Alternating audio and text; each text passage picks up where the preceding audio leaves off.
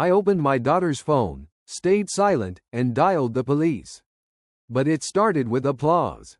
Not for me, for them. The entire cul-de-sac was gathered in my backyard in Phoenix. Saturday barbecue, music loud, beer flowing, neighbors leaning against my fence, the one I built with my own hands 20 years ago. Marcus raised his plastic cup. "Let's all thank Tom for letting us live here rent-free," he said with a grin. Laughter exploded. My daughter Lena stepped forward, playing along. "Careful, Marcus. Dad still thinks he owns the place."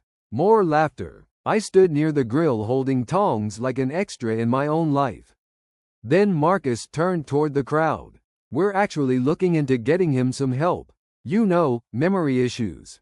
He tapped his temple. "It's been getting worse." A woman across the yard frowned sympathetically. "Oh, that explains a lot."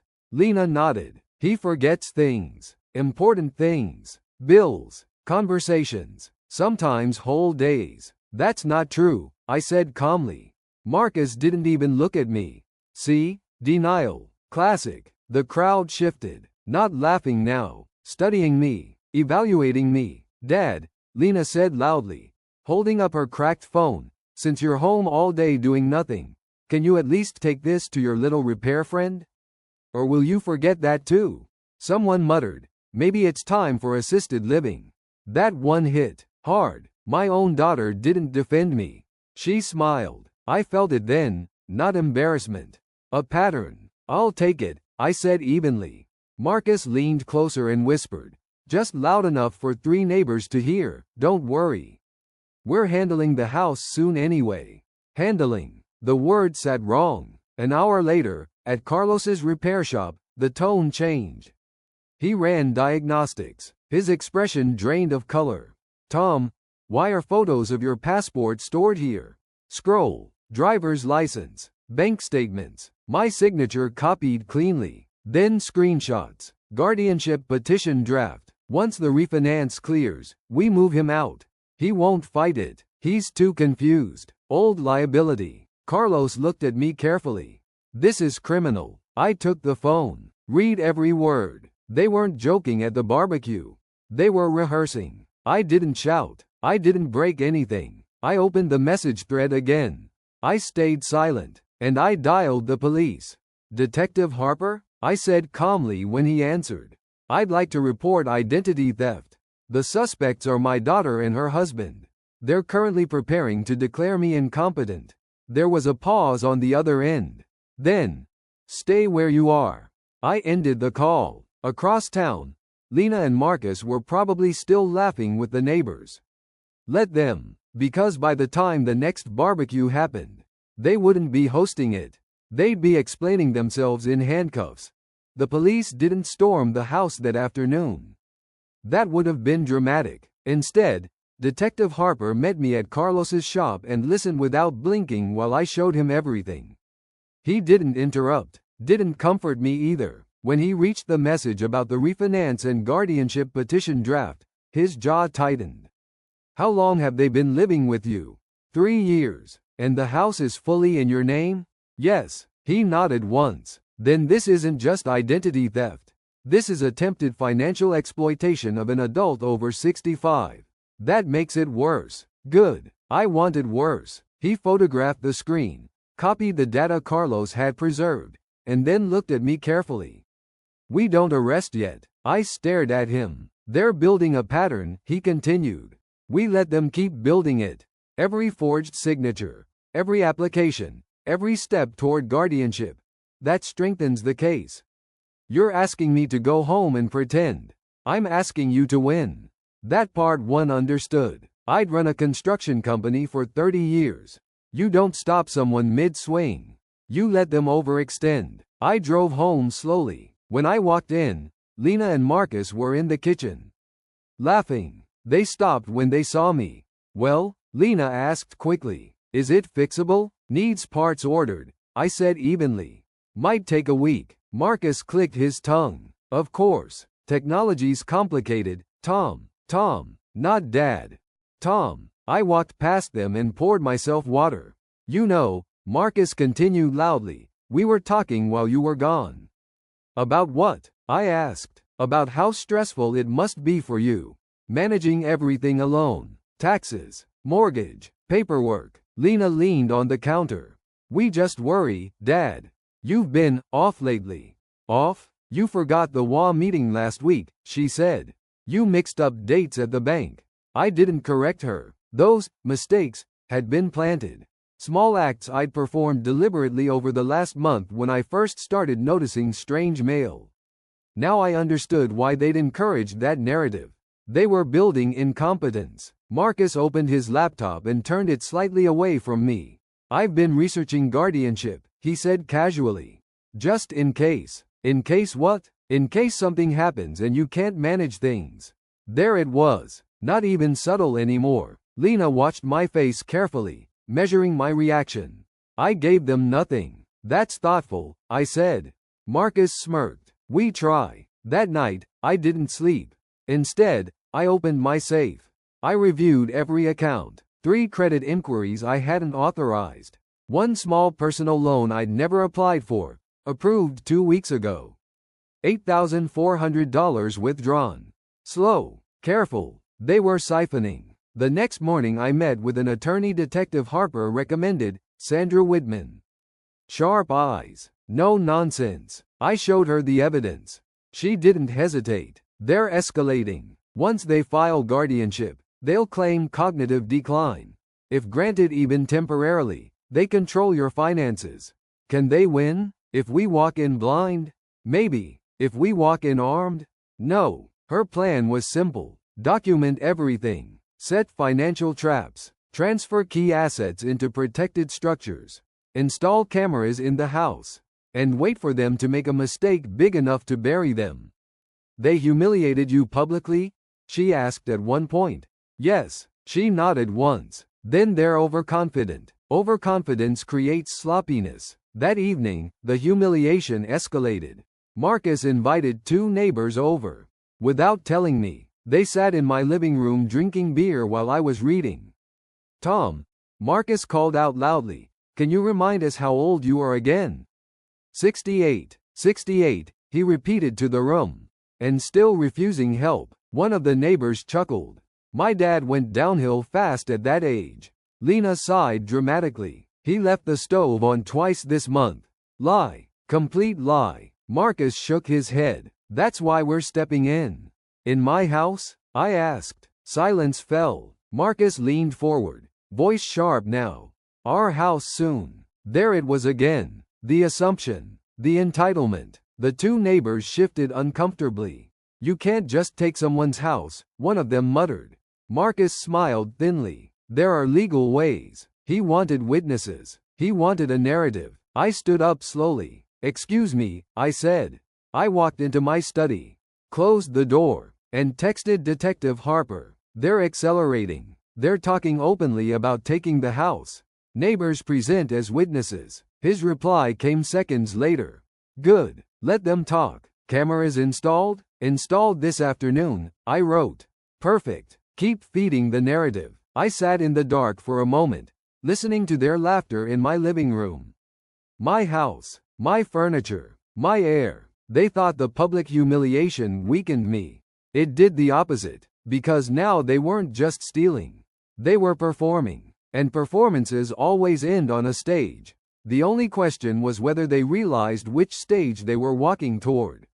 They didn't, not yet. 3 days later, they made their move. The envelope was waiting on the kitchen table when I came downstairs. Filed by Lena Brooks and Marcus Brooks. My daughter's signature sat at the bottom. I didn't touch it immediately. Lena stood by the sink pretending to wash dishes.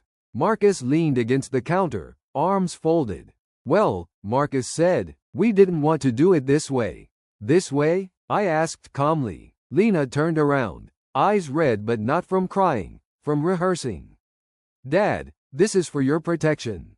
From what? From yourself.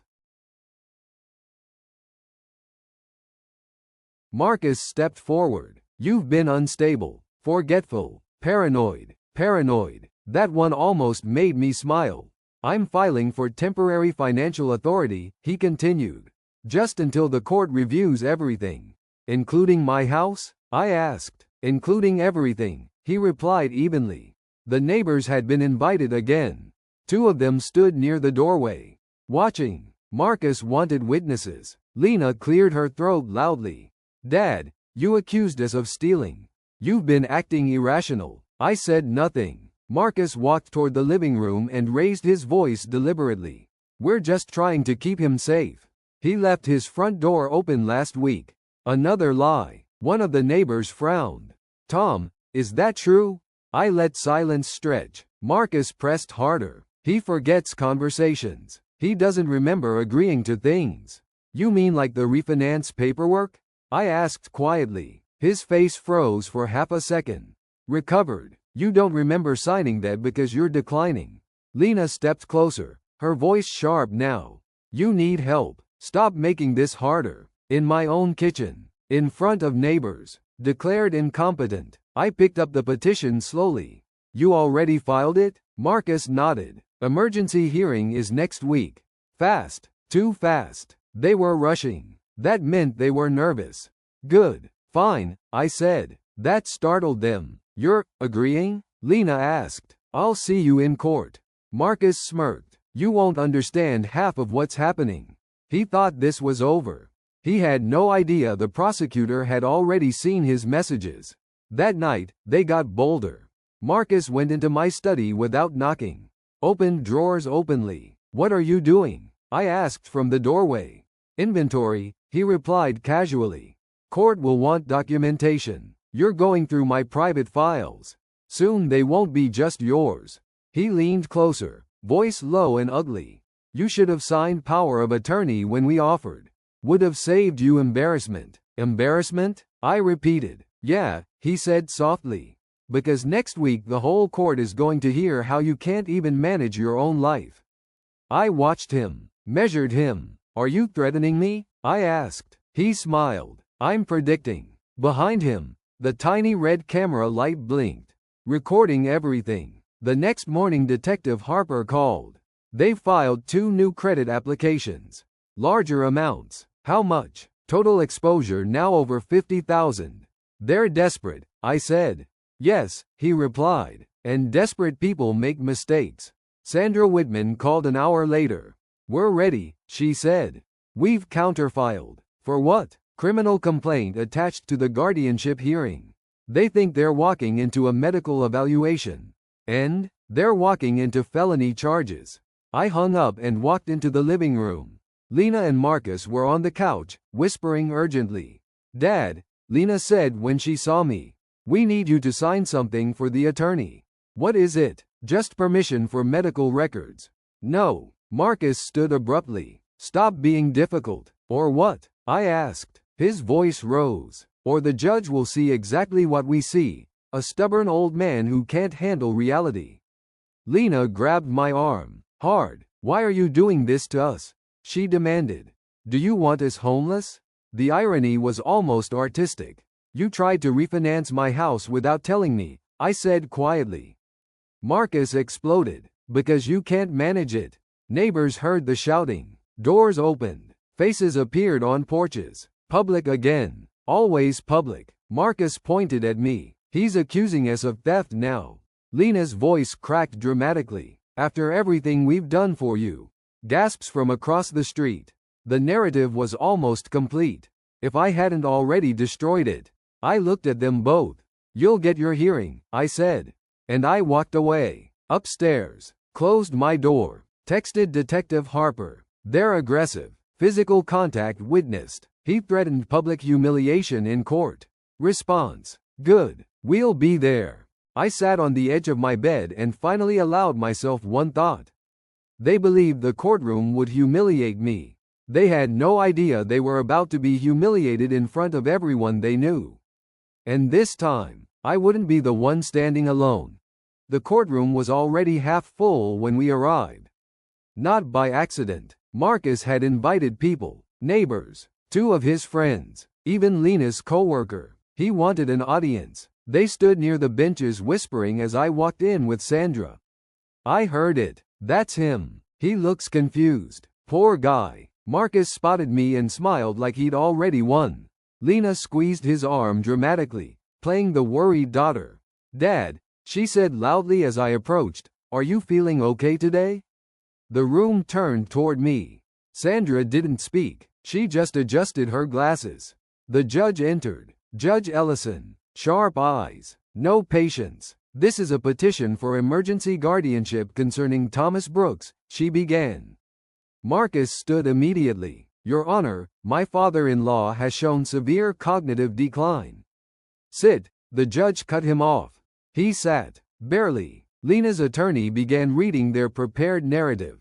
Forgetting bills. Confusion about dates. Accusations of theft. Paranoia. Then they showed printed screenshots. Selective ones. Moments where I'd forgotten. Conversations. Carefully edited. The crowd nodded. Marcus leaned back smugly, until the judge looked at Sandra. Counsel? Sandra stood slowly. Yes, Your Honor. Before addressing guardianship, we request the court acknowledge the criminal complaint filed this morning. The room shifted. Marcus stiffened. Lena blinked. What complaint? Their attorney whispered to them. Sandra placed a folder on the clerk's desk.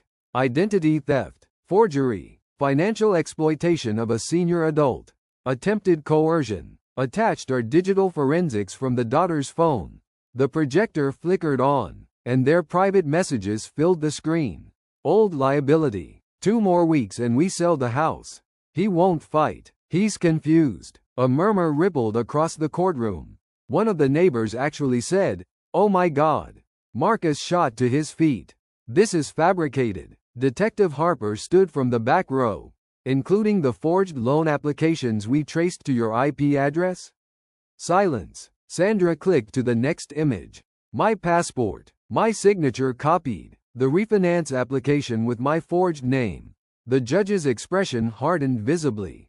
Mr. Brooks, she said slowly, did you authorize any of these transactions? No, Your Honor. Lena began crying. Loudly. Dad, please, she whispered. You're misunderstanding. Sandra played the security footage next. Marcus in my study. You should have signed power of attorney. Gasps. Marcus turned pale. That was taken out of context. Context? Detective Harper stepped forward. We also have 3 newly filed credit applications from this week. The judge looked at Marcus and Lena like they were something she'd scraped off her shoe. You filed for guardianship while actively committing financial fraud against the very person you claim to protect. Their attorney looked physically ill. Your Honor, I was not informed of. I can see that, she cut in sharply. Marcus tried one last move. He's unstable. He staged all of this. Sandra didn't raise her voice. Then perhaps we should discuss the psychological evaluation my client completed voluntarily last week. Another document appeared. Certified. Clear. Sound mind. Competent. Marcus stopped talking. Lena's crying turned real, not performance. Fear. The prosecutor stood. The state requests immediate arrest pending trial. The room exploded. What? Marcus shouted. 2 officers stepped forward. Lena grabbed my arm again. Dad, please don't do this. This time I removed her hand. You did this, I said. And I made sure everyone heard it. The neighbors who laughed at the barbecue. The coworker who pitied me. The entire room. Marcus struggled as cuffs snapped around his wrists. This isn't over, he shouted. Oh, I replied calmly. It is. As they were led out, Lena looked back at me. No arrogance left, only shock, only the realization, the public humiliation she'd staged. Not because they forced me, because I refused to live where betrayal rehearsed itself in my kitchen. The next chapter wasn't about survival anymore. It was about closure, and it would be colder than anything that came before. The house sold in 11 days. Cash offer. No contingencies. I signed the papers without hesitation.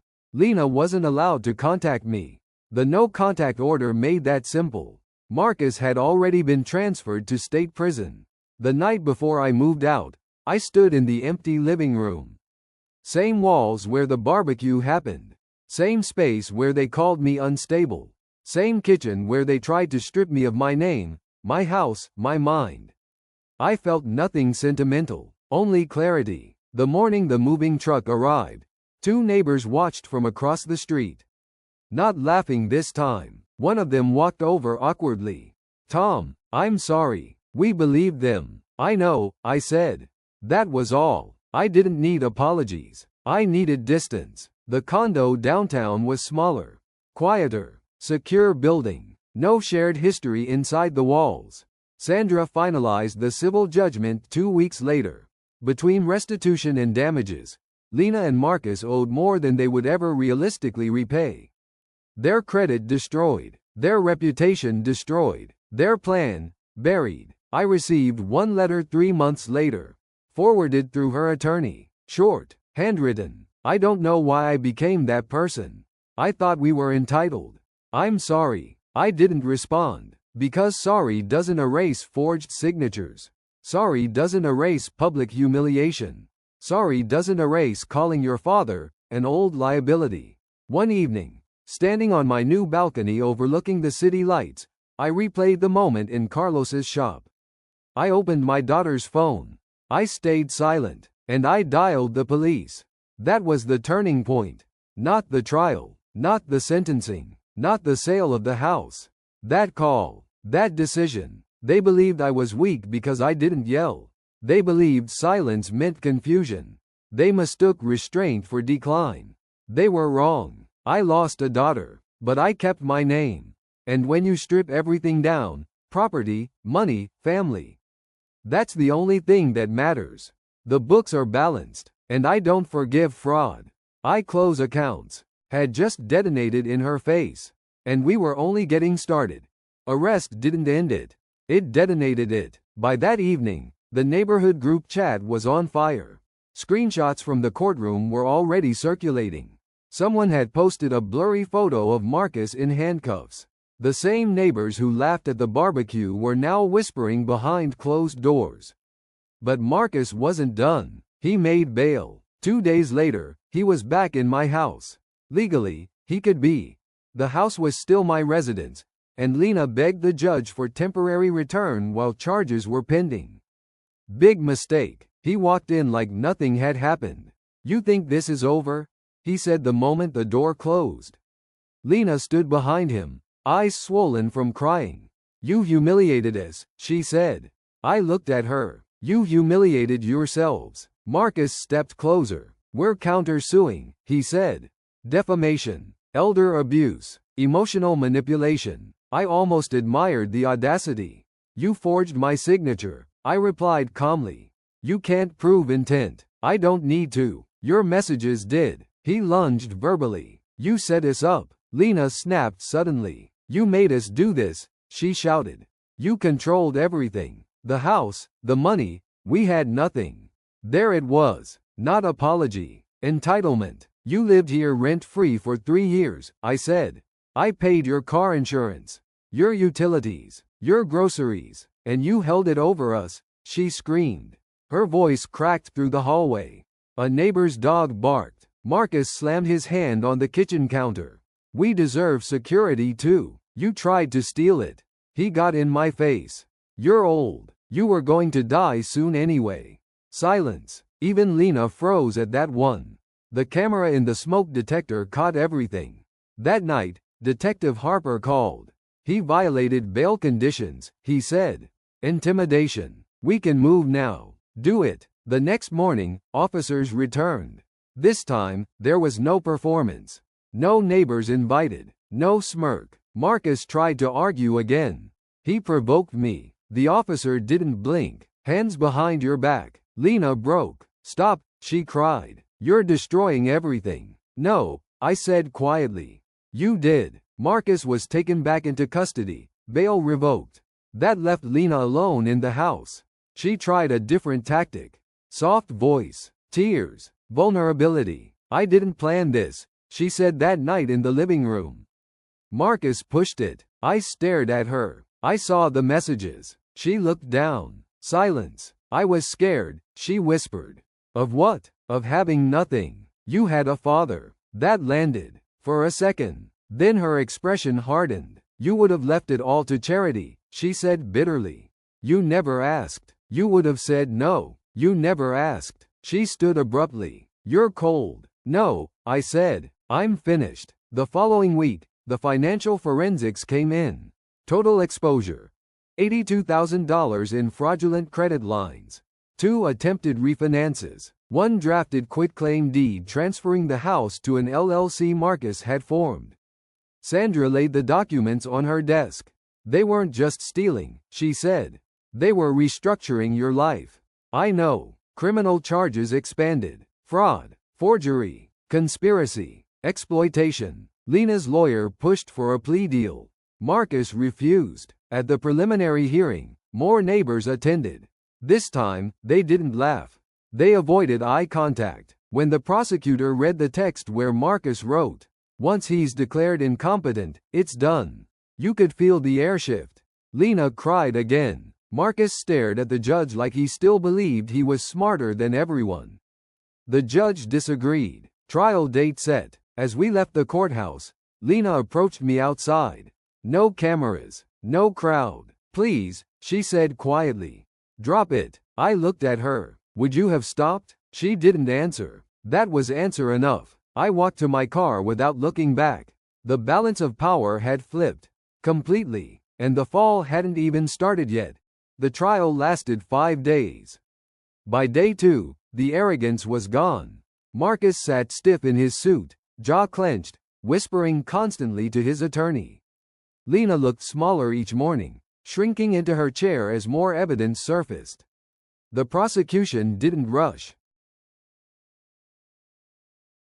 They dismantled, step by step. First came the digital forensics expert. IP addresses traced to Marcus's laptop. Metadata proving the refinance documents were created in my own house. Timestamps matching nights I'd been asleep upstairs. Then the bank investigator. Mr. Brooks never authorized these applications, she stated clearly. The digital signatures were lifted from scanned tax returns. Marcus's attorney tried to argue shared household access. The expert responded calmly. The applications were submitted within minutes of logins from the defendant's personal email account. Marcus stopped making eye contact after that. Day 3 was worse. They projected the text messages again. Not the short ones. The long threads. Lena typing. If he gets suspicious, we push the dementia angle harder. Marcus replying. We'll get neighbors to back it. He already looks unstable. There was a murmur in the courtroom. One of the same neighbors who'd laughed at the barbecue testified. Under oath. Yes, they told us he was declining. We believed them. The prosecutor asked, did you ever personally observe Mr. Brooks acting confused? The neighbor hesitated. No. Marcus's face tightened. The narrative collapsed. Then came the guardianship petition. The prosecutor walked the jury through it line by line. Statements about my erratic behavior. Claims I mismanaged funds. Allegations I forgot major financial obligations. And then Sandra presented my voluntary psychological evaluation. Clear, competent, sound. The contrast was brutal. By day 4, Marcus was angry again. Not confident, angry. He took the stand. Bad decision. I was protecting her father, he insisted. He was deteriorating. From what? The prosecutor asked calmly. From age. And the $82,000 in loans? That was temporary. We were consolidating assets. You were consolidating assets into an LLC you owned. Silence. He stumbled over his words. The prosecutor showed the quitclaim deed draft. You attempted to transfer the house title. That was precautionary. Without his consent? Marcus's voice cracked for the first time. He didn't understand what was happening. The prosecutor paused. Mr. Brooks, are you aware that Mr. Brooks installed cameras in his home 3 weeks before you filed guardianship? Marcus blinked. The footage played. His voice in the study. You're old. You were going to die soon anyway. The courtroom went completely silent. Even Lena closed her eyes. Day 5. Closing arguments. The prosecutor didn't raise her voice. This was not a misunderstanding. This was not misguided concern. This was calculated exploitation. She let the words hang. When the verdict came back, it was fast. Guilty. on all major counts for Marcus. Lena guilty on conspiracy and fraud, but the jury noted cooperation after arrest. Sentencing was scheduled 2 weeks later. Outside the courthouse, cameras were waiting. Marcus shouted as officers escorted him out. "He set us up. I didn't react. Lena didn't look at me." The public humiliation they once staged in my backyard had now replayed on local news. This time, the laughter wasn't at me. Sentencing day came. The judge didn't hesitate. 4 years state prison, she said to Marcus. Restitution in the amount of $82,000. Marcus's shoulders collapsed. To Lena, 2 years probation. Mandatory restitution participation. No contact order with your father. She cried again, but not loudly this time. Just quietly, because there was no audience left to convince. When it was over, Detective Harper approached me outside. "You handled this better than most," he said. "I didn't handle it," I replied. "I stopped it." That night, I walked through my house alone. For the first time in 3 years. Quiet, no whispers, no plotting, no performance, just silence. But I wasn't keeping it. I'd already signed the listing papers. The house would be sold within the month. Not because they forced me. Because I refused to live where betrayal rehearsed itself in my kitchen. The next chapter wasn't about survival anymore. It was about closure. And it would be colder than anything that came before. The trial lasted 5 days. By day 2, the arrogance was gone. Marcus sat stiff in his suit, jaw clenched, whispering constantly to his attorney. Lena looked smaller each morning, shrinking into her chair as more evidence surfaced. The prosecution didn't rush. They dismantled, step by step. First came the digital forensics expert. IP addresses traced to Marcus's laptop. Metadata proving the refinance documents were created in my own house. Timestamps matching nights I'd been asleep upstairs. Then the bank investigator. "Mr. Brooks never authorized these applications," she stated clearly. The digital signatures were lifted from scanned tax returns. Marcus's attorney tried to argue shared household access. The expert responded calmly. The applications were submitted within minutes of logins from the defendant's personal email account. Marcus stopped making eye contact after that. Day 3 was worse. They projected the text messages again. Not the short ones. The long threads. Lena typing. "If he gets suspicious, we push the dementia angle harder." Marcus replying. "We'll get neighbors to back it. He already looks unstable." There was a murmur in the courtroom. One of the same neighbors who'd laughed at the barbecue testified. Under oath. "Yes, they told us he was declining. We believed them." The prosecutor asked, "Did you ever personally observe Mr. Brooks acting confused?" The neighbor hesitated. "No." Marcus's face tightened. The narrative collapsed. Then came the guardianship petition. The prosecutor walked the jury through it line by line. Statements about my erratic behavior. Claims I mismanaged funds. Allegations I forgot major financial obligations.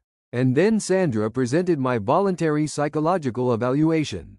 Clear, competent, sound. The contrast was brutal. By day 4, Marcus was angry again. Not confident, angry. He took the stand. "Bad decision. I was protecting her father," he insisted. "He was deteriorating." "From what?" the prosecutor asked calmly. "From age. And the $82,000 in loans? That was temporary. We were consolidating assets. You were consolidating assets into an LLC you owned." Silence. He stumbled over his words. The prosecutor showed the quitclaim deed draft. "You attempted to transfer the house title. That was precautionary. Without his consent?" Marcus's voice cracked for the first time. He didn't understand what was happening. The prosecutor paused. "Mr. Brooks, are you aware that Mr. Brooks installed cameras in his home 3 weeks before you filed guardianship?" Marcus blinked. The footage played. His voice in the study. "You're old. You were going to die soon anyway." The courtroom went completely silent. Even Lena closed her eyes. Day 5. Closing arguments. The prosecutor didn't raise her voice.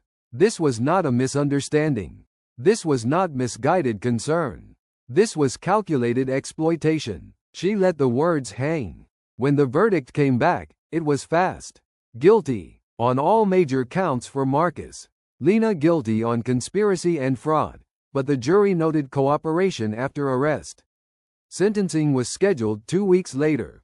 Outside the courthouse, cameras were waiting. Marcus shouted as officers escorted him out. He set us up. I didn't react. Lena didn't look at me. The public humiliation they once staged in my backyard had now replayed on local news. This time, the laughter wasn't at me. Sentencing day came. The judge didn't hesitate. 4 years state prison, she said to Marcus. Restitution in the amount of $82,000. Marcus's shoulders collapsed. To Lena, 2 years probation. Mandatory restitution participation. No contact order with your father. She cried again, but not loudly this time. Just quietly, because there was no audience left to convince. When it was over, Detective Harper approached me outside. You handled this better than most, he said. I didn't handle it, I replied.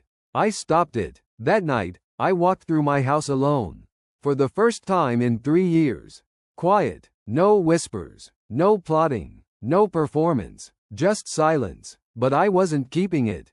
I'd already signed the listing papers. The house would be sold within the month.